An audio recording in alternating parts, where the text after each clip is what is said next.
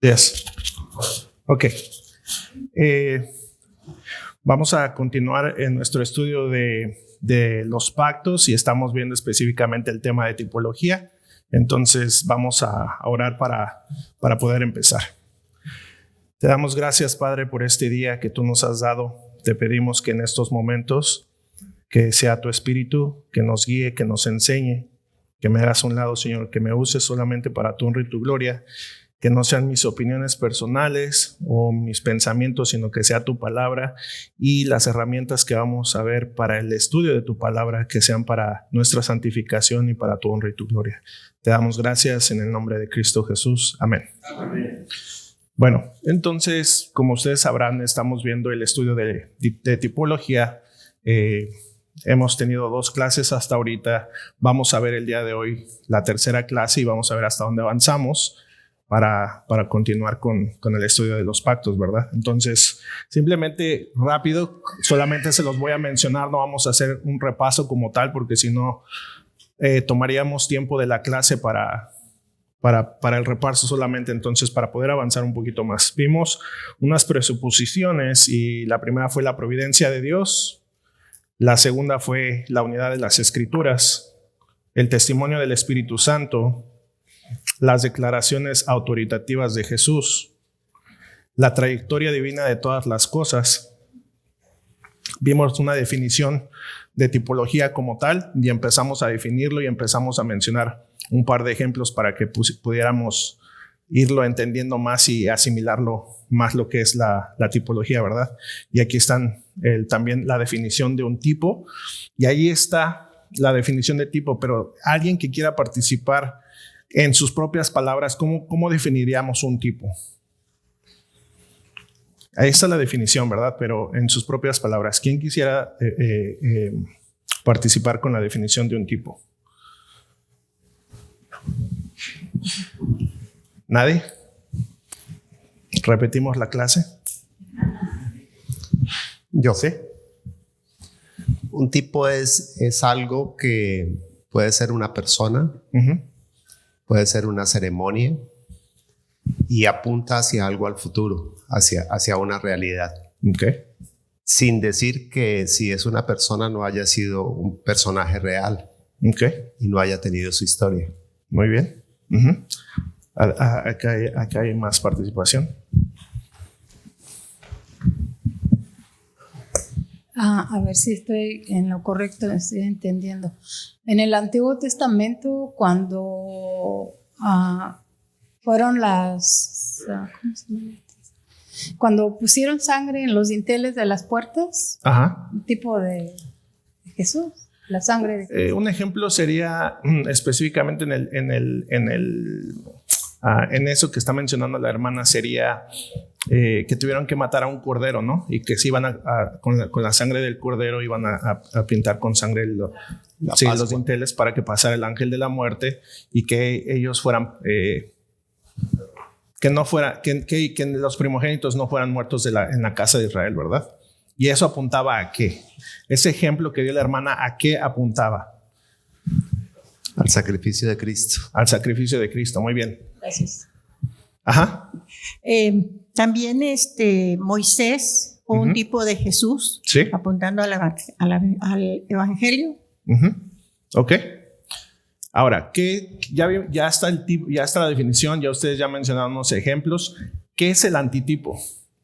Con lo que ya hemos visto. ¿Qué entienden por eso? La realidad. ¿La realidad de qué? Del tipo, muy bien, exacto. Sí, para completarla más la definición. La realidad del tipo. ¿Un ejemplo? Es como un cumplimiento de la terminación de lo que apuntaban los... Es el cumplimiento o la realidad de lo que apuntaba el tipo, ¿verdad? Y esa es la relación que tiene el tipo y el antitipo. Muy bien. Ok, entonces no vamos a repetir la clase. Estamos bien, vamos bien. Entonces, con todo lo que hemos visto hasta ahorita, hermanos, ¿a qué nos ayudan los tipos? La tipología, ¿en qué nos ayuda? Con lo que hemos visto hasta ahorita, ¿ustedes en qué pueden pensar que la tipología nos ayude a qué? si ya entendimos qué es la tipología hasta ahorita, ya vimos qué es un tipo, un antitipo, ya vimos algunos ejemplos, ustedes ya los mencionaron ahorita. Hasta ahorita con lo que hemos visto, ¿ustedes en qué creen que nos ayude esto, la tipología? ¿O simplemente es un tema más que vamos a ver, que vamos a aprender, pero no nos va a ayudar en nada? ¿En qué nos puede ayudar? A entender la revelación. Entender la revelación de menor luz a mayor luz. Ajá, un mayor comprendimiento del plan de Dios, ¿verdad? En términos generales también podría ser. Muy bien. Y ver el cumplimiento de los pactos en la enseñanza que estás dando. Eso es una muestra de que aquí dice. Ahí está el micrófono. Exactamente. Entonces, algo que lo que dijo el pastor es precisamente lo que va a unir este tema o subtema de la tipología con el tema principal que estamos viendo, que son los pactos, ¿verdad? O que vamos a empezar a ver. Entonces, estas son herramientas, lo que dio el pastor Javier, y son herramientas que nos van a ayudar precisamente a comprender mejor los pactos. Vamos a ver que la tipología o los tipos se dan en un contexto de un pacto también. Y entonces vamos a ver cómo, precisamente lo que dijo el pastor, de ese cumplimiento del plan de redención que Dios ha hecho y que desde el principio, ¿verdad? Lo mencionamos la clase pasada con el protoevangelio. El evangelio siempre ha estado y ha habido siempre una intención en los planes de Dios a través de su providencia, de su decreto. Siempre ha habido una intención con lo que Él ha hecho durante la historia, ¿verdad? Siempre ha habido algo. No es nada más por coincidencia o nada más porque pasó, sin ningún propósito, ¿verdad? Entonces, eso es algo importante. Muy bien, entonces ustedes ya mencionaron eso, ahí les enseñé un esquema, definición de antitipo. Vimos algunas cosas para considerar acerca de los tipos, ¿verdad?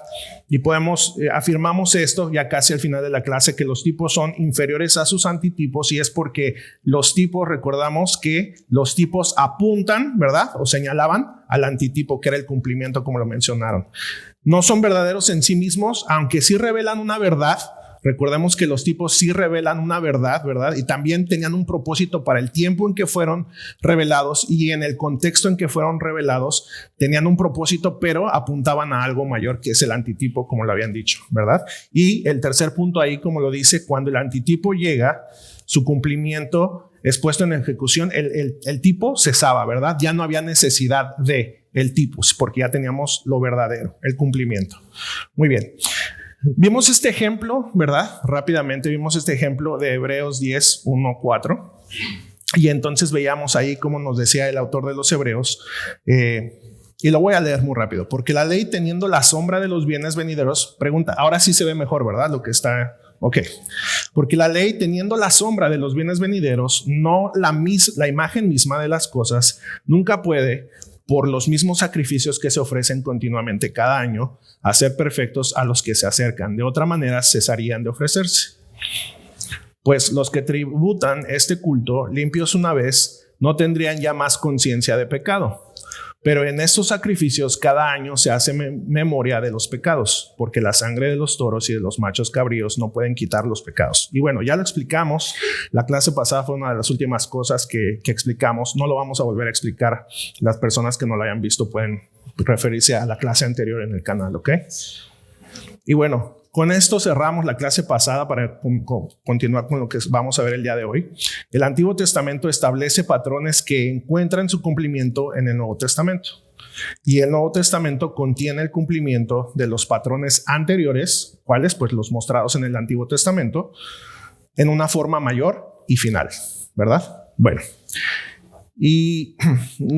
un comentario de Nehemías Cox, y Nehemías Cox es uno de los que fue editores de la confesión que nosotros sostenemos, de la Confesión de Londres de 1689, fue él uno de los editores, y dijo lo siguiente: el mejor intérprete del Antiguo Testamento es el Espíritu Santo hablándonos en el Nuevo Testamento, ¿verdad? Es un comentario que hizo y que es muy acertado precisamente para lo que estamos viendo con la relación de tipos y antitipos, ¿verdad? Muy bien. Ahora, en esta clase, hermanos, eso es lo nuevo que vamos a ver el día de hoy, y estas son las características de un tipo, ¿verdad? Entonces, ahí dice, según la definición que vimos y con lo que hemos visto, las características esenciales de un tipo son: 1, correspondencia analógica; 2, historicidad; 3, orientación hacia el futuro; 4, escalonamiento; 5, retrospección. Y eso es lo que vamos a estar viendo el día de hoy. Vamos a analizar y vamos a ver cada una de estas características, ¿verdad? Vamos a empezar con la primera. La primera es correspondencia analógica. Dice ahí, debe tener una correspondencia en el Nuevo Testamento, algo a lo que está apuntando. Y esto ya lo habíamos mencionado en las clases anteriores, que no podría ser una de las cosas que dijimos, o una advertencia que dijimos, es que no podemos hacer tipos de cualquier cosa, ¿verdad? Y entonces aquí vamos, o sea, si ustedes recuerdan, aquí yo estaba mencionando acerca de unos rieles que nosotros vamos a tener para que no nos dejen que nos salgamos de donde deberíamos de ir, ¿verdad? Y estas características nos van a dar esos rieles o esa seguridad de que no nos salgamos de un lado a otro y podamos hacer un tipo de lo que no hay o de lo que no es, ¿verdad? Entonces, debe tener una correspondencia en el Nuevo Testamento, algo a lo que está apuntando. Ahora, yo no traigo los textos como tal ahí, así que los que traigan sus Biblias, saquen sus Biblias, prepárenlas. Vamos a estar viendo varios textos bíblicos. Si los que traen algo físico, traen donde poder marcar, ya sea un listón o un separador de libros, vamos a estar yendo atrás y adelante en nuestras Biblias, ¿verdad? Y los de manera digital, si pueden también marcarlo de alguna manera, para que veamos estos ejemplos ya en las Escrituras, ¿ok? Entonces les doy unos segundos para que saquen sus Biblias. Y el primer ejemplo, en lo que ustedes se preparan, la correspondencia analógica se refiere a los puntos de conexión, a esto que estamos viendo, a los puntos de conexión entre el tipo y el antitipo. Estas correspondencias no tienen que ser iguales en cada aspecto, ¿verdad? Y seguimos con el mismo ejemplo que habíamos tomado desde el principio para que sea más fácil de entender o más claro, el de la serpiente, ¿verdad? Alguien lo mencionó en la primera clase. Bueno, cuando nosotros vemos que esa serpiente que fue alzada en el desierto y que apuntaba a Cristo, ¿verdad? Que tenía que también ser alzado en la cruz. Bueno, en sí cuando vemos las características de esa serpiente, pues no es igual a Cristo, ¿verdad? Tenía ciertas correspondencias, que es lo que estamos viendo, ciertas correspondencias analógicas, y ya definimos qué es una analogía, ¿verdad? También eso lo vimos en la primera clase. Entonces, esto de correspondencia analógica, entonces ya sabemos qué significa, porque ya vimos qué significa analogía también. Entonces, no son características que nos van a apuntar al antitipo, pero que no necesariamente tienen que ser exactamente iguales. Y tomando el ejemplo de la serpiente y Cristo, pues la serpiente era de bronce y no era igual a Cristo, ¿verdad? En ciertas características, simplemente que fue alzada.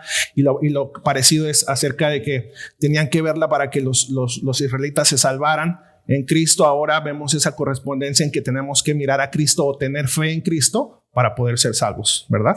Bueno, y entonces vamos a ver ahí, y ahí se puse los textos para que ustedes los vayan buscando. Números 21, 4 al 9, ¿verdad?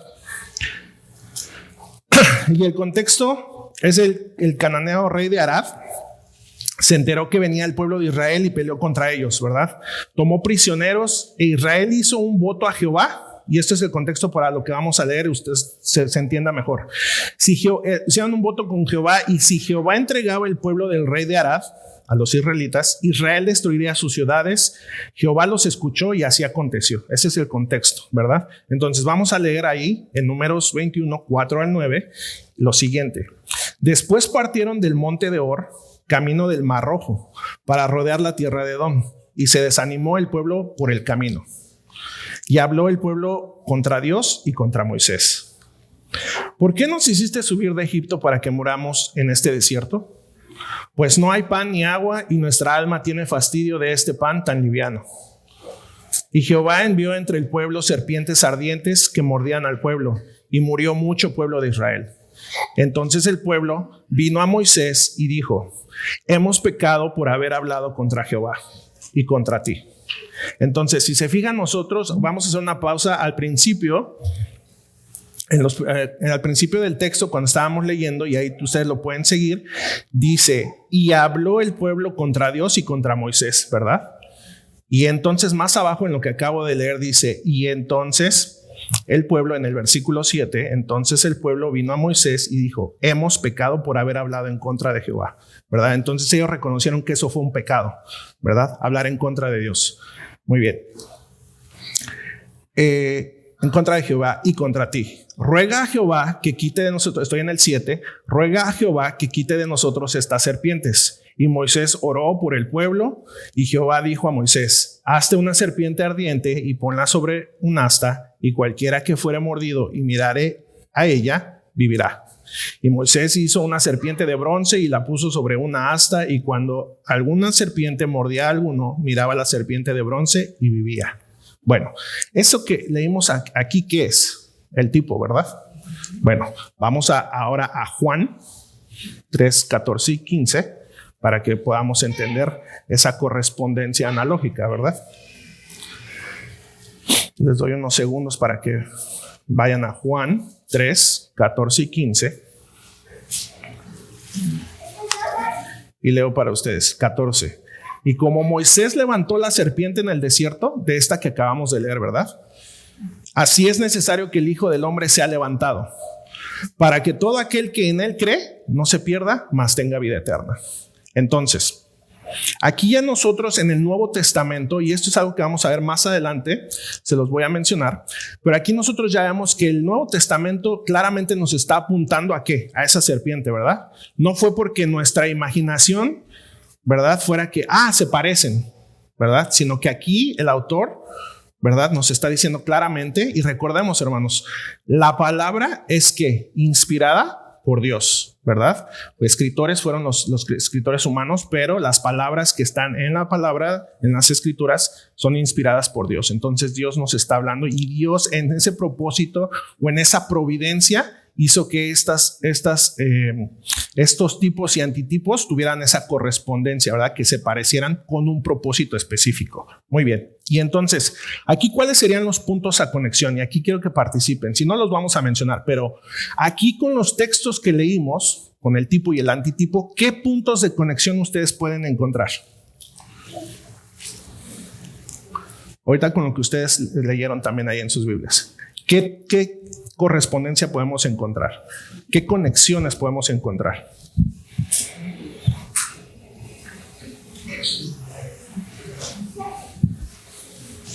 ¿Alguien? Bueno, vamos a verlo. En el primer texto, por hablar en contra de Dios y Moisés, ya se los había mencionado, habían pecado, ¿verdad? Lo menciona en el versículo 7 de Números, de lo que leímos. Habían pecado. La serpiente los mordía, ¿verdad?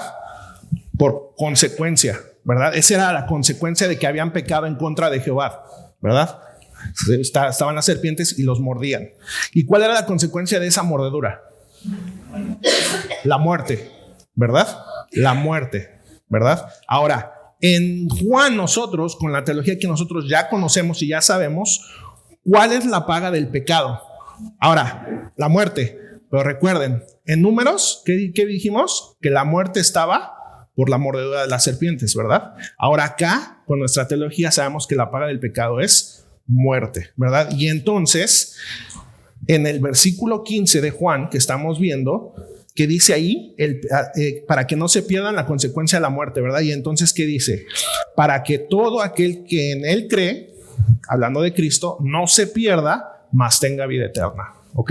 El hermano quiere participar. Pues ahí yo veo la correspondencia es como vida eterna, ¿no? O sea que tenemos que ver a Jesucristo para tener vida eterna. En la otra era vida física y acá es vida eterna, que es lo que la conexión que exactamente. Muy bien. Y entonces, como les dije al principio, antes de que empezáramos a ver los ejemplos, como les dije, la correspondencia analógica se refiere a los puntos de conexión entre el tipo y el antitipo, ¿verdad? Pero estas correspondencias no tienen que ser iguales en cada aspecto. Es decir, no estamos diciendo, y como aclaración por el comentario que hizo el hermano, no estamos diciendo que en el Antiguo Testamento, porque veían a la serpiente, tenían vida eterna, sino que era una vida física, ¿verdad? Y esa era una correspondencia a lo que ese tipo, a esa sombra o a eso que figuraba, que iba a venir a ser Cristo, pero iba a ser la vida eterna, la vida espiritual, ¿verdad? Se entiende, creo que es muy fácil, ¿verdad? Kevin.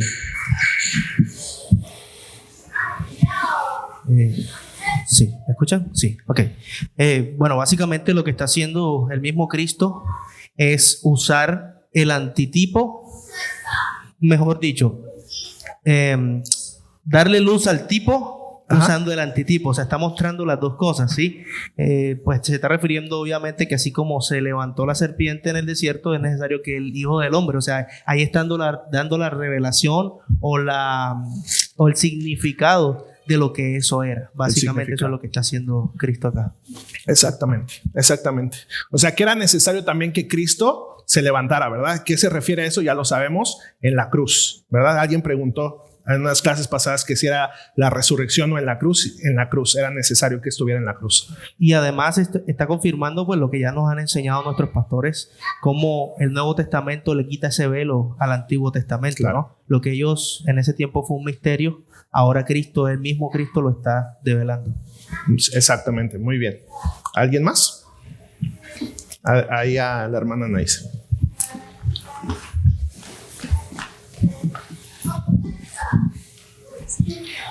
También, por ejemplo, la serpiente en el Antiguo Testamento era símbolo de pecado. Entonces, Cristo, cuando fue crucificado, Él tomó nuestro pecado. Entonces, también esa es una de las conexiones que hay. Porque no nada más fue levantado como la serpiente, sino Él tomó nuestro pecado. Exactamente, muy bien. Muy buen comentario. ¿Alguien más? Creo que es con los ejemplos ya es mucho más fácil entenderlo, ¿verdad? Muy bien. Vamos a avanzar con la siguiente característica. La siguiente característica es historicidad, ¿verdad? ¿Y qué dice ahí? En el marco histórico de las Escrituras debe estar contenido, debe de ser parte de la historia de redención. Y este es otro riel que nosotros podemos tener para no hacer un tipo de cualquier cosa, ¿verdad? Entonces, si va a ser un tipo, tiene que tener algo que sea parte de esa historia de redención, ¿verdad? Muy bien. Vamos, por favor, a los textos que están ahí para ver el ejemplo y va a ser mucho más claro. El primero es Romanos 5:14. Les doy unos segundos. Romanos 5:14. Y dice lo siguiente: no obstante, reinó la muerte desde Adán hasta Moisés, aún en los que no pecaron a la manera de transgresión de Adán, la cual es figura del que había de venir. Y bueno, ahí ya nosotros entendemos, ¿verdad? Ya nosotros tenemos toda la revelación y es fácil de entender quién es el que había de venir, ¿verdad? Pero ahora vamos a 1 Corintios 15. Ahí están los versículos. Vamos a ir a dos textos. Primero al 22 y luego al 45.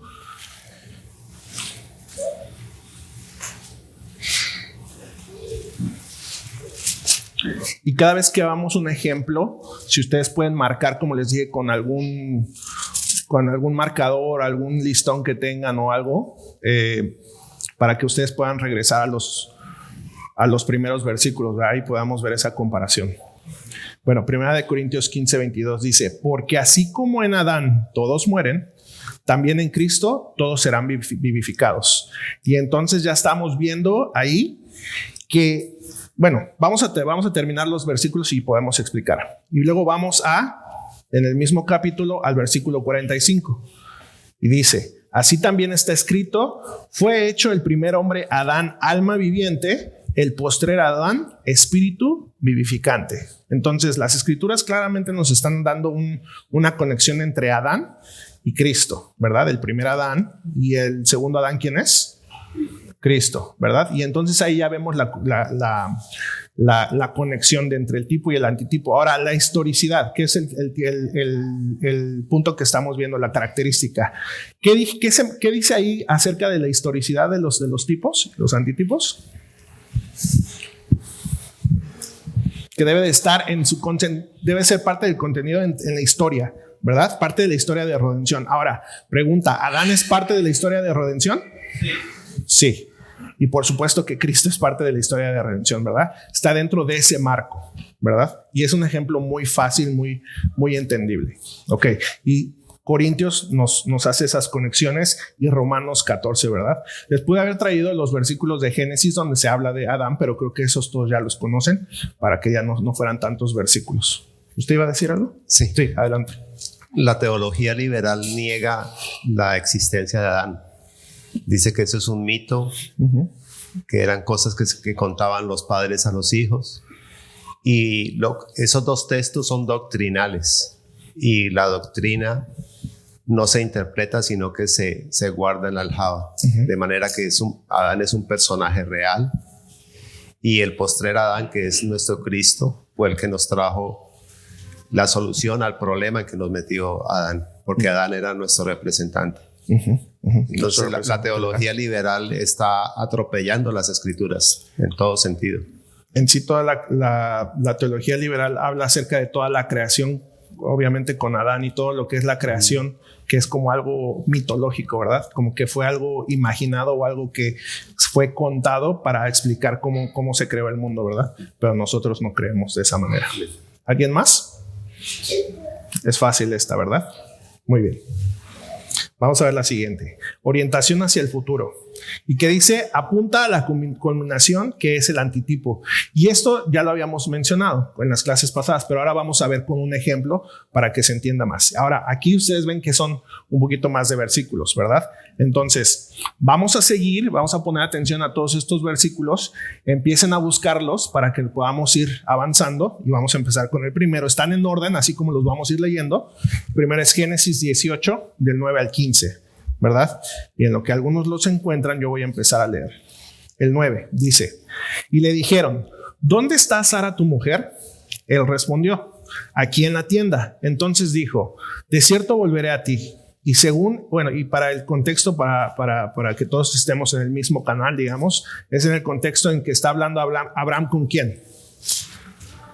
¿Alguien se acuerda del contexto de esta historia?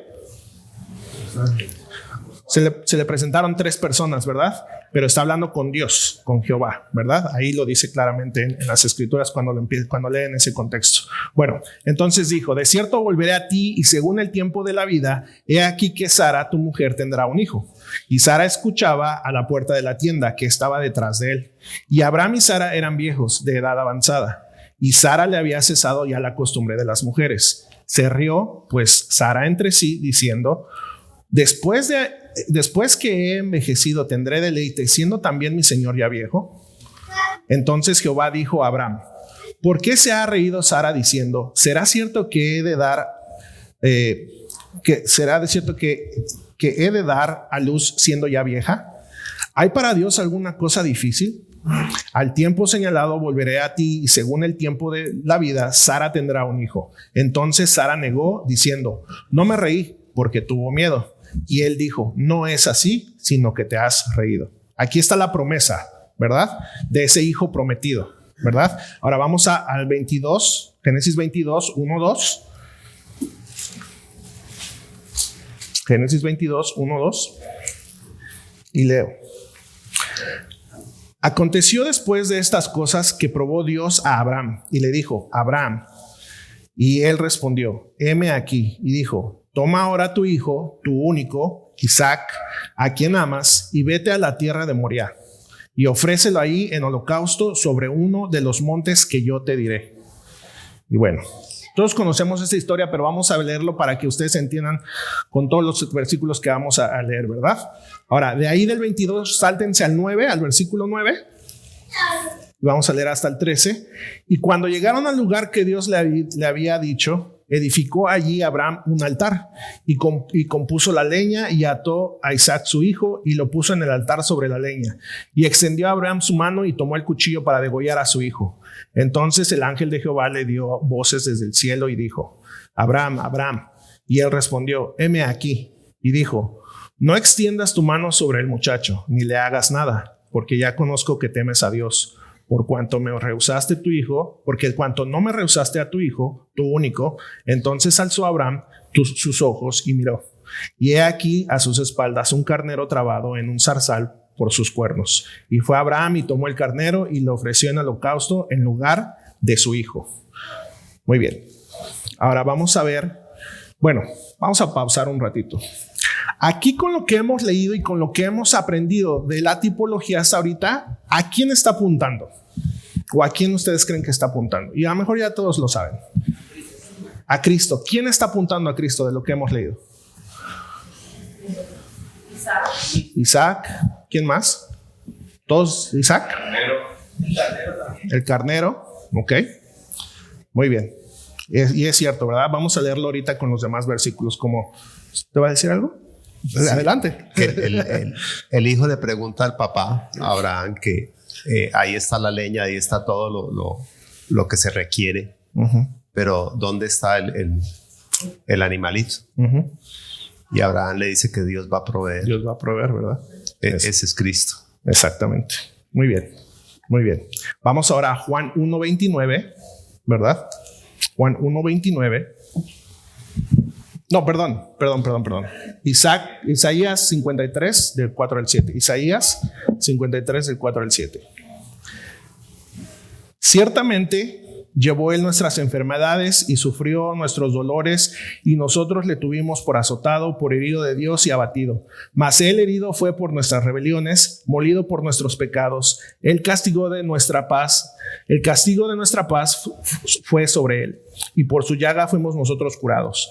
Todos nosotros nos descarriamos como ovejas, cada cual se apartó por su camino, mas Jehová cargó en él el pecado de todos nosotros. Angustiado él y afligido, no abrió su boca. Como cordero fue llevado al matadero, y como oveja delante de sus trasquiladores enmudeció y no abrió su boca.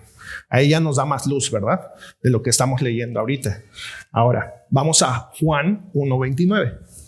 Sí, Juan 1:29. Les doy unos segundos.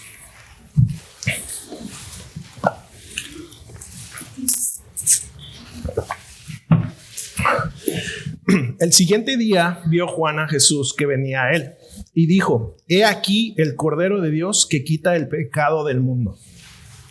Y luego saltémonos a Hebreos 11. A Hebreos 11, 17 al 19.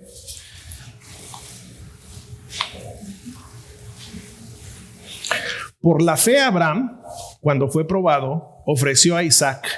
Y él, que había recibido las promesas, ofrecía su unigénito, habiéndosele dicho: en Isaac te será llamada descendencia, pensando que Dios es poderoso para levantar aún de entre los muertos, de donde en sentido figurado también le volvió a recibir. Y aquí voy a hacer una pausa y les voy a preguntar algo. Aquí ya estamos viendo las conexiones, ¿verdad? Isaac, dijeron, ¿y quién más? El Cordero. Ya estamos viendo en las Escrituras esas conexiones. Ahora, es interesante ver que en el 19 dice lo siguiente, lo voy a volver a leer. Pensando que Dios es poderoso para levantar aún de entre los muertos, de donde en sentido figurado también le volvió a recibir. ¿Por qué Abraham pensaba de esa manera, hermanos? Y está hablando de aquí cuando iba a ofrecer a Isaac, ¿verdad? ¿Por qué? Parte de esa promesa que leímos en Génesis, ¿verdad? Parte de que esa promesa que en Génesis escuchamos tenía algo que ver de la manera en que su teología, por decirlo así, o de la manera en que pensaba Abraham. Por eso pensaba de esta manera en 19, de lo que les acabo de leer. ¿Por qué? Bueno, principalmente en ese texto tenemos que ver, obviamente es la fe. La fe que Abraham tenía por sobre todas las cosas. Exacto. Pero aparte de eso, esto ya lo venía experimentando desde que salió de Ur de los Caldeos. Él vio que lo que Dios le dijo lo iba haciendo una y otra vez, pese a él o en contra de él. Por ejemplo, primero le trata de decir que se despoje de toda su familia. Pero él sale con su papá, sale con su esposa y sale con un hijo, con un sobrino. Su papá muere en Harán antes de llegar acá. Luego cuando llegan acá, vemos que en el capítulo 13 luego hay una hambruna. Cómo Dios te manda a un lugar y provoca una hambruna de tal manera que te obliga a ir a Egipto, ¿verdad? Y en Egipto Abraham no tuvo problema en soltar a su esposa, pero no porque no la amara. Entonces él vio que cuando él soltaba, Dios regresaba, ¿verdad? Que es Dios primero sobre todas las cosas. Eso fue ejercitando su fe. Luego Dios con el tiempo le volvió a pedir a su esposa, la volvió a entregar y vio que eso quiere decir que si lo hizo Dios 2 veces, quiere decir que realmente amaba a Sara sobre todas las cosas. La amaba mucho, pero no más que a Dios. Segundo, le pide a Ismael, que eso no fue cualquier cosa. Dice, ahora bótalo, échalo afuera, y se lo da. Tanto, o sea, era su hijo y se lo entrega. Así que vemos que Abraham era serio, su fe que se gritaba. Y Dios le dijo, no creas que vas a perderlo. Yo voy a hacer de él 12 tribus, lo voy a bendecir tremendamente. O sea, que nomás me los das y te los regreso. Ahora Dios le está pidiendo lo que más ni se imaginaba aquí va a pedir. Lo que tanto él como su esposa esperaron toda la vida a Isaac. Y tampoco Abraham tuvo miedo. Dice, si me regresó a Sara 2 veces, y me regresó me va a regresar a él, así sea de los muertos, porque este Dios no miente. Y en esa fe, en esa confianza lo hizo. Por eso que en sentido figurado lo entregó. Es lo mismo que hizo Jacob más tarde, cuando por fin entregó a Benjamín. Dios le hubiera dicho, me hubieras entregado a Rebeca, a tu esposa, desde el principio no la hubieras perdido. Y ahí tienes a José de regreso porque me entregaste a Benjamín. Entonces son cosas, y es lo mismo que el Señor hizo. El cumplimiento lo tiene lo que Cristo enseñó: el que no aborrece padre, madre, esposa, hijos, y no es digno de mí. Y lo vemos igual en la doctrina, con las enseñanzas que la Biblia no habla. Es Dios, buscar primeramente el reino de los cielos y todo lo demás será añadido. Entonces es bien importante que entendamos ese texto. Abraham estaba seguro, porque su fe había sido ejercitada varias veces, y él estaba seguro que él iba a volver. Por eso le dice, cuando le dice, papá, ¿y dónde está el sacrificio para el cordero? Le dice, Dios proveerá.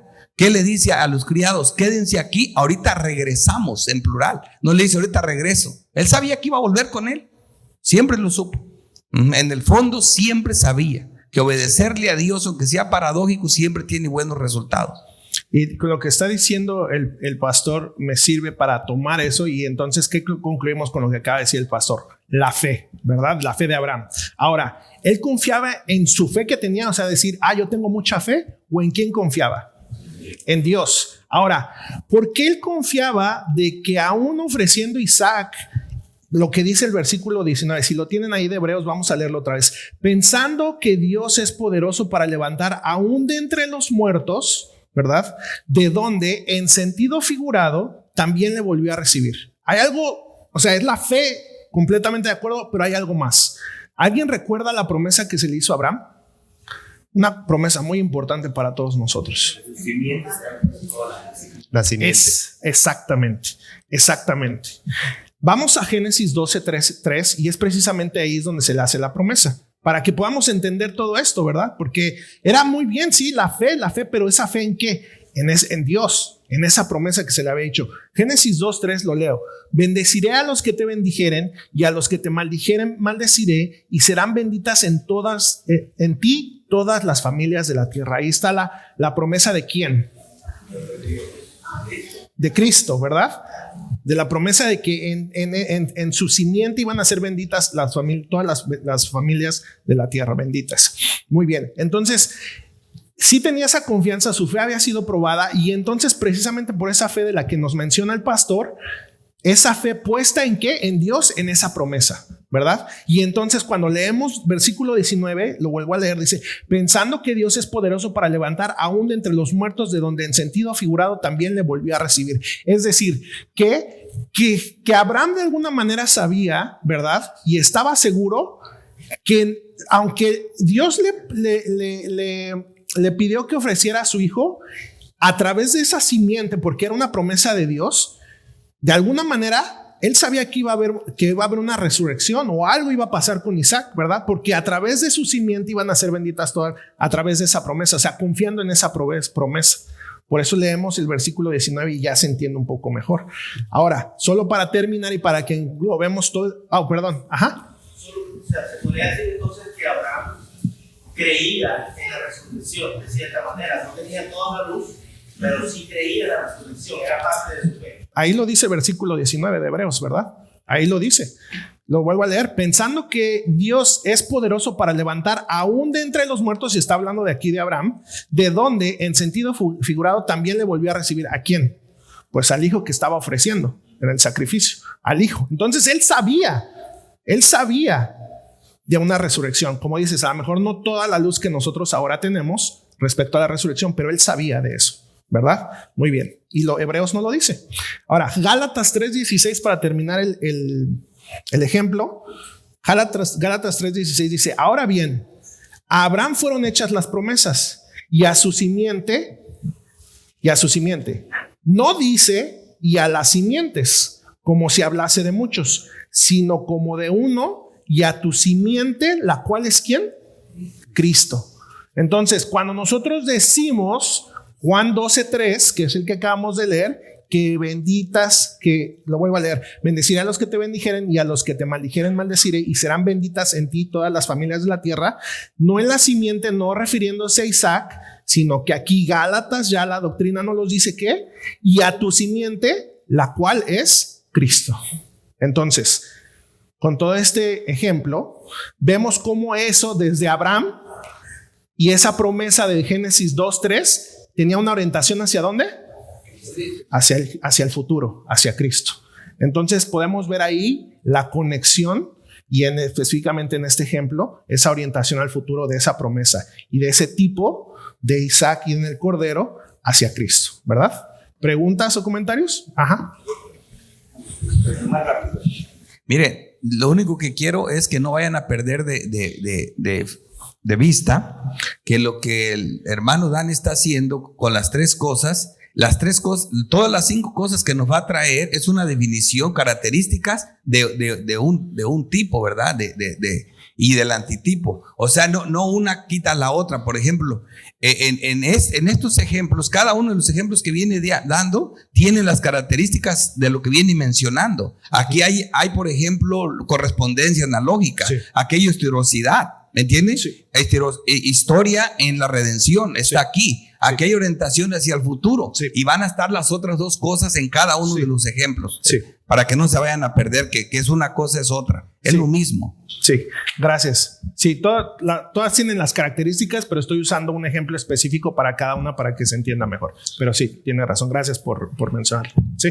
Solo por un aporte en el tema de la tipología con la parte de profética. En el Nuevo Testamento, con Abraham, el Señor dice: Abraham vio mi día y se gozó. Muy bien. Muchas gracias, Jesús. ¿Alguien más? Muy bien. Vamos a seguir con el siguiente ejemplo. Escalonamiento. ¿Qué significa esto? Conforme la revelación va avanzando, su significado también, basado a partir del significado anterior. Entonces, si ustedes recordarán, la clase pasada estábamos mencionando que no es que el tipo carezca completamente de significado, sino que sí tiene un significado, ¿verdad? Respecto al contexto, respecto al momento en que se dio y tiene un porqué, una razón. Y ya lo vimos ahorita con Abraham, ¿verdad?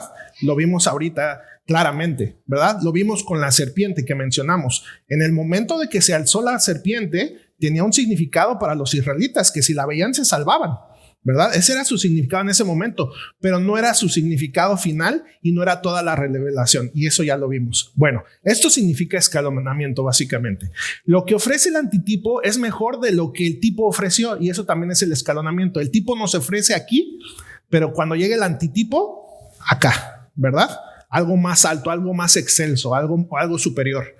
Y ya que el antitipo tenemos el verdadero cumplimiento, lo mencionaron ustedes cuando les pregunté cuál era la definición del antitipo, ¿verdad? Era el cumplimiento, ¿verdad? Muy bien. Entonces vamos a esos versículos y vamos a hacer el mismo ejercicio para que si ustedes los quieren ir marcando, viendo, vamos a hacer el mismo ejercicio. Génesis 6, 5 al 8, ¿verdad? Y vio Jehová que la maldad de los hombres era mucha en la tierra y que todo designio de los pensamientos del corazón de ellos era de continuo solamente el mal. Y se arrepintió Jehová de haber hecho hombre en la tierra y le dolió en su corazón. Y dijo Jehová: raeré de sobre la faz de la tierra a los hombres que he creado, desde el hombre hasta la bestia y hasta el reptil y las aves del cielo, pues me arrepiento de haberlos hecho, pero no he hallado gracia ante los ojos de Jehová. Muy bien. Ahora vamos a Génesis 7:3. Génesis 7:3. Hasta el 7 vamos a leer. Porque pasados aún 7 días, yo haré llover la tierra 40 días y 40 noches, y raeré de sobre la faz de la tierra a todo ser viviente que hice. E hizo Noé conforme a todo lo que le mandó Jehová. Era Noé de 600 años cuando el diluvio de las aguas vino sobre la tierra. Y por causa de las aguas del diluvio entró Noé al arca, y con él sus hijos, su mujer y las mujeres de sus hijos. Muy bien. Ahora, antes de que pasemos al siguiente texto, ¿alguien puede tener la idea hacia dónde vamos o cuál es el tipo para empezar? Con lo que hemos leído, porque yo sé que a lo mejor no está tan fácil de ver, pero con lo que hemos leído. ¿El arca?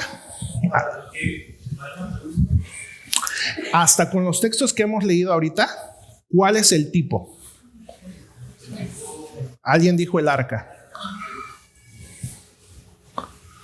No está muy claro todavía, ¿verdad? Bueno, vamos a seguir leyendo para que podamos ver. Vamos a Génesis 7, 11 y 12. El año 600 de la vida de Noé, en el mes segundo, a los 17 días del mes, aquel día fueron rotas todas las fuentes del grande abismo, y las cataratas de los cielos fueron abiertas, y hubo lluvia sobre la tierra 40 días y 40 noches. Ahora, con el siguiente texto que vamos a leer, tengan paciencia, van a decir, ¿y esto qué tiene que ver? Pero lo van a entender. La escritura es muy clara. Vamos a Primera de Pedro 3, del 20 al 22. Primera de Pedro 3, 20 al 22. Y aquí ya va a haber más luz para entenderlo.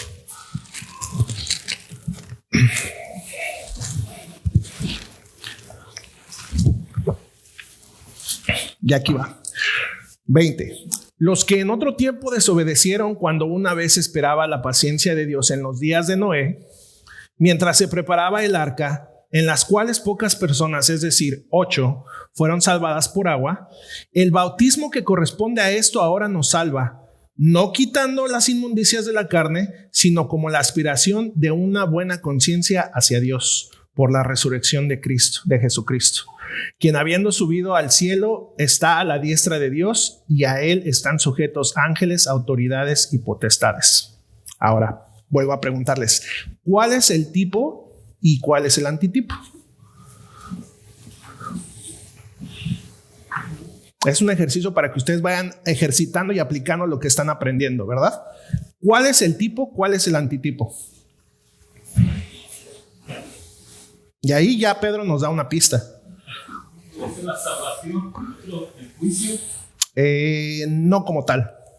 No como tal. ¿Por el arca y acaso salvado?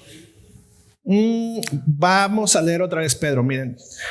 Los que en otro tiempo desobedecieron cuando una vez esperaba la paciencia de Dios en los días de Noé, mientras se preparaba el arca en la cual pocas personas, es decir, 8, fueran salvadas por agua. El bautismo que corresponde a esto ahora nos salva, no quitando las inmundicias de la carne, sino como la aspiración de una buena conciencia hacia Dios. Ya no voy a leer más porque ahí está la clave de lo que acabo de leer. Así como el agua cayó, digamos, y... Pero en ese momento fue para juicio. ¿Cuál sería el tipo ahí, en el arca, en Noé? El diluvio. Ajá, muy bien. ¿Cuál sería el antitipo? El bautismo ahora de sería el bautismo, exacto. Muy bien. Pero, bueno. Está un poquito difícil de ver, ¿verdad? Pero ahí está. Ahí está. Vamos a ver. Cuando el texto nos dice en el versículo 21, para que sigan ahí viendo en sus Biblias, nos salva, nos enseña la cercanía de la relación entre la señal y la realidad que representaba. Es decir, Noé y esas ocho personas dentro del arca fueron salvadas. ¿Por qué? Por el agua, ¿verdad? Porque el agua representaba, cuando fue el diluvio, el agua, ¿qué representaba para ellos? Se salvaron a través del arca, ¿verdad? Pero esa agua era como para salvación para ellos. Para todos los demás, ¿qué fue? Juicio, ¿verdad? Pero ahora nosotros, aquí el autor de Primera de Pedro nos enseña que ¿qué? Sigan ahí, quédense ahí en Primera de Pedro para que lo vuelvan a ver. Vean el versículo 20. En los días de Noé, mientras se preparaba el arca, en las cuales pocas personas, es decir, 8, fueron salvadas por agua. El bautismo 21, el bautismo que corresponde a esto. ¿Qué es esto? Lo que estamos hablando de Noé, ¿verdad? Lo que corresponde a esto ahora nos salva, no quitando las inmundicias de la carne, ¿verdad? Sino como la aspiración de una buena conciencia hacia Dios. Es decir, que ahora ¿qué? Es una limpieza ¿qué? Interna, espiritual. Muy bien, muy bien.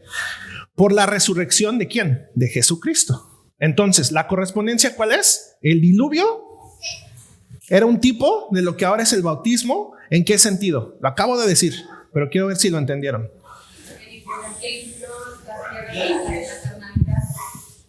El diluvio. Y ahora en el bautismo, el agua que pues, no lo carnal, sino lo espiritual para salvación. Muy bien. Ahora, ese es un poquito más un poquito, no tan difícil de entender, pero es un poquito más, no tan literal, ¿verdad? Ahora, vamos a seguir para que lo entendamos mejor. La salvación física de Noé a través de las aguas del diluvio prefiguraban las aguas del bautismo y la salvación que ellas significaban. Ya lo mencionamos, ¿verdad? Para los del diluvio, los que no entraron en el arca, esas aguas eran ¿qué? Juicio, perdición, muerte. Para los que entraron, esas aguas significaban ¿qué? Salvación, ¿verdad?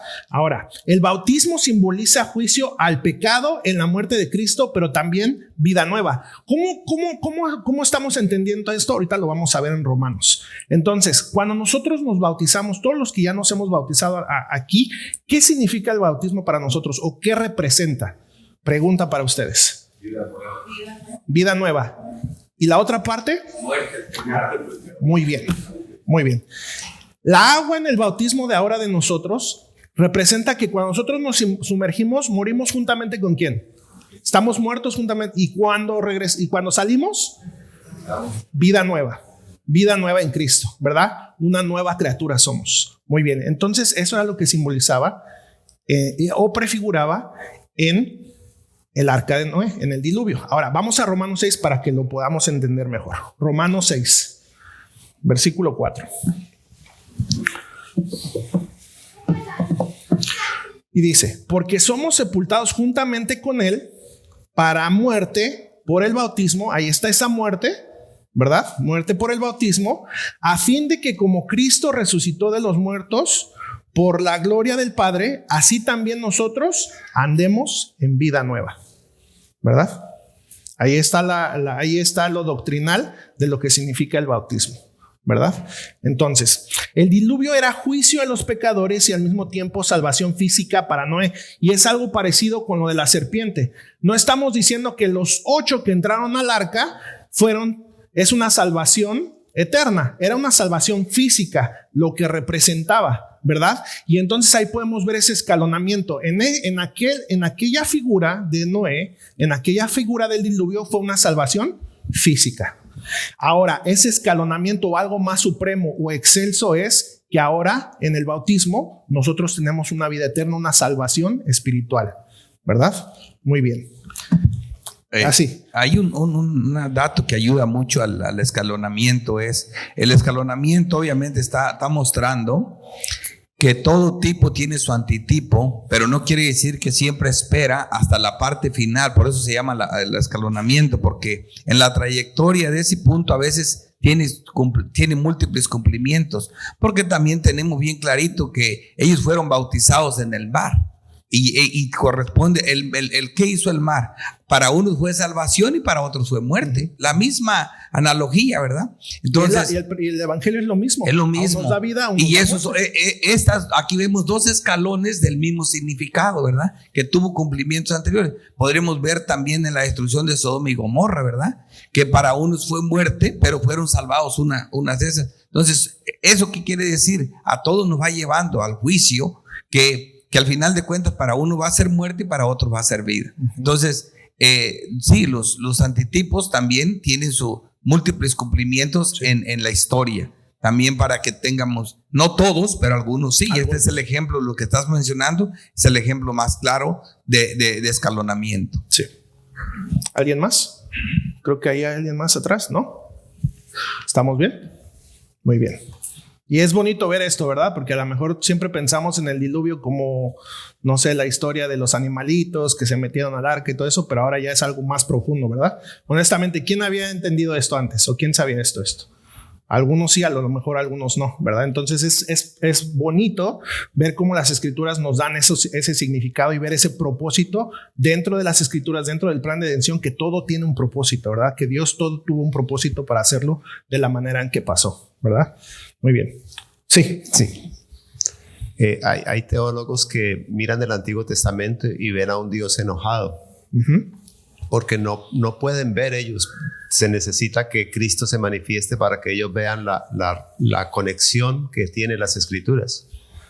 La mayoría de nosotros antiguamente mirábamos el Antiguo Testamento, caso específico de Noé, el diluvio, y solamente resaltábamos el personaje, pero no mirábamos la conexión con la doctrina, Eso es muy importante. Sí, Primera de Pedro nos hace esa conexión, ¿verdad? Sí. Ahora le ponemos más luz, como dijimos, que se va revelando más cuando leemos Romanos 6, lo que acabamos de leer, ¿verdad? Y entonces ya vemos dices, oh, wow, el diluvio entonces ya tiene un significado todavía mayor al que nosotros podíamos creer o habíamos aprendido antes, ¿verdad? Y quiero retomar el comentario que hace el hermano de la confesión. Ajá, sí. El mejor intérprete de las escrituras es el Espíritu Santo. Ese es infalible. Exactamente. Y ese es algo que, terminando las características, vamos a ver. Precisamente es eso.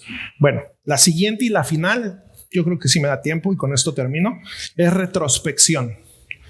¿Y qué dice? Cuando regresemos al tipo, podamos ver que su naturaleza era profética. Ahora, con esto, antes de que pasemos a los ejemplos o al ejemplo que tengo, recuerden ahorita todos los ejemplos que hemos visto con los demás.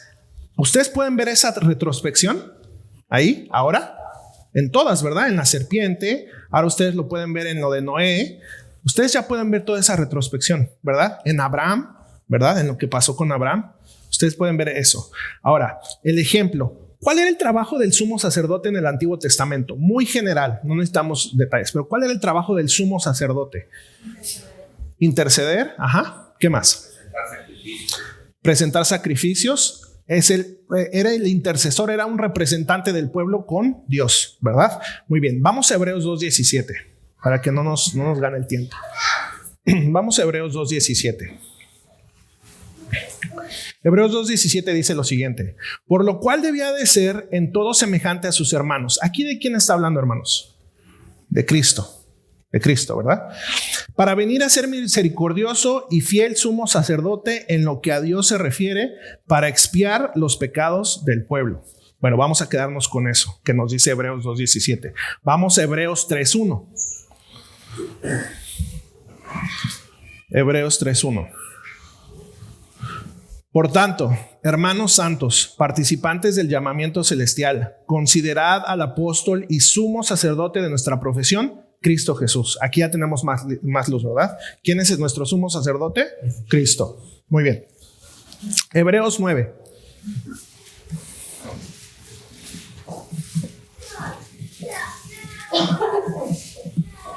Hebreos 9:11. Pero estando ya presente Cristo, sumo sacerdote de los bienes venideros, por el más amplio y más perfecto tabernáculo, no hecho de manos, es decir, no de esta creación, y no por sangre de machos cabríos ni de becerros, sino por su propia sangre, entró una vez para siempre en el lugar santísimo, habiendo obtenido eterna redención. Porque si la sangre de los toros y los machos cabríos y las cenizas de la becerra rociadas a los inmundos santifican para la purificación de la carne, ¿cuánto más la sangre de Cristo, el cual mediante el Espíritu eterno se ofreció a sí mismo sin mancha a Dios, limpiará vuestras conciencias de obras muertas para que sirváis al Dios vivo? Muy bien, vamos a quedarnos con eso. Ustedes ya mencionaron que habían ofrecimientos sacrificiales, hacían expiación por los pecados del pueblo, ¿verdad? Intercedían, era una representación para las tribus de Israel, el sumo sacerdote del Antiguo Testamento. Ahora, con lo que acabamos de leer, a Cristo ya se le menciona que ahora Él es nuestro sumo sacerdote, ¿verdad? ¿Y cuál era el papel del sumo sacerdote? Lo que acababan de decir, interceder, ofrecer sacrificio, pero la diferencia es que ese sacrificio, ¿qué fue? Una vez y para siempre, ¿verdad? Ahora, vamos a Levítico y aquí vamos a ver esa retrospección. Vamos a Levítico 16, Levítico 16, versículo 2 y 3. Para que veamos que el sumo sacerdote del antiguo pacto era un tipo de Cristo, ¿verdad? Versículo 2. Y Jehová dijo a Moisés: di a Aarón tu hermano que no en todo tiempo entre en el santuario detrás del velo, delante del propiciatorio que está sobre el arca, para que no muera, porque yo apareceré en la nube sobre el propiciatorio.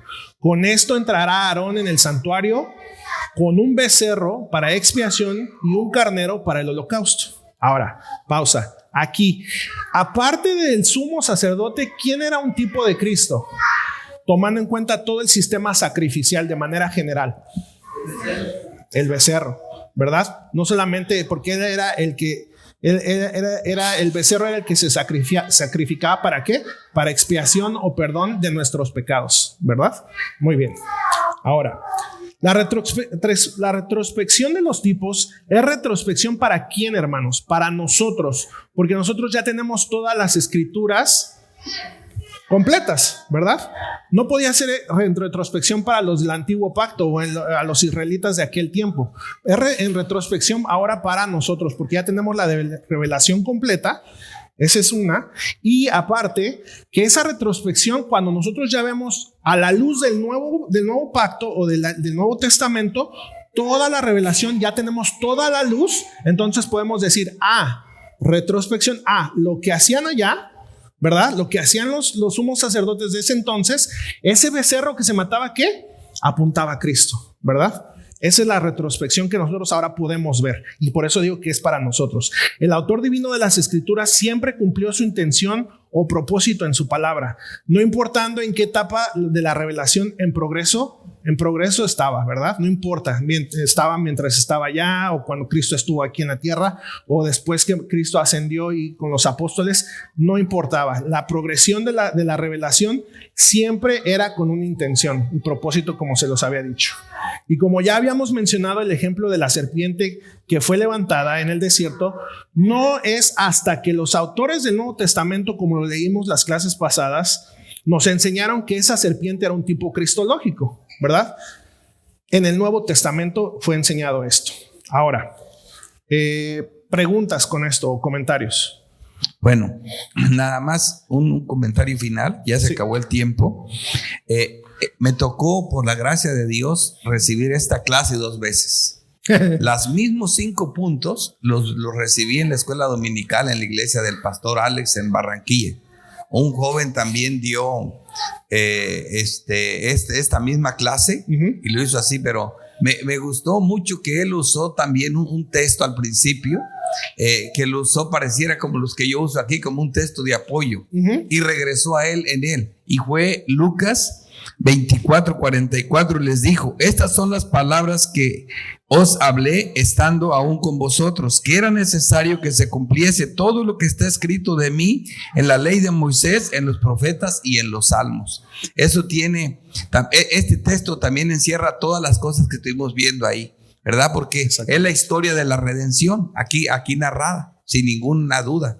Entonces también esto me llamó mucho la atención, y por la gracia de Dios, cuando yo vi la clase allá, yo le pedí a Dios, y cuando toque que la den allá, ojalá que esté igual de clara, y por la gracia de Dios fue igual de clara, y Dios en todas partes nos habla. Gracias a Dios. Ese texto que mencionó, nosotros lo mencionamos aquí en las presuposiciones, en las declaraciones autoritativas de Jesús, que eran unas presuposiciones teológicas con las que nosotros íbamos a comenzar, ¿verdad? Para entender eso. Sí, muy bien. No, pero sí, está muy bien. Ahora, hermanos, no voy a decir nada acerca de esto, pero esto es lo que vamos a ver la clase que sigue. La analogía de la fe, o analogía fidei, para los que no saben, ¿ok? Solo como por adelanto, para que no falten, ¿ok? Bueno, vamos a orar. Te damos gracias, Padre, por estos momentos que tú nos has dado. Te pedimos que tu palabra no regrese vacía a ti, que en cada uno de nosotros nos enseñe, nos redarguya, nos consuele, Señor, a cada uno de nosotros, Padre, para tu honra y tu gloria, para santificación, Señor. Que todo esto que hemos aprendido, que no se nos olvide, Señor, que nos ayude en nuestro diario caminar como cristianos, como hijos tuyos, Padre, y al final que sea para tu honra y tu gloria. En el nombre de Cristo Jesús te lo pedimos. Amén.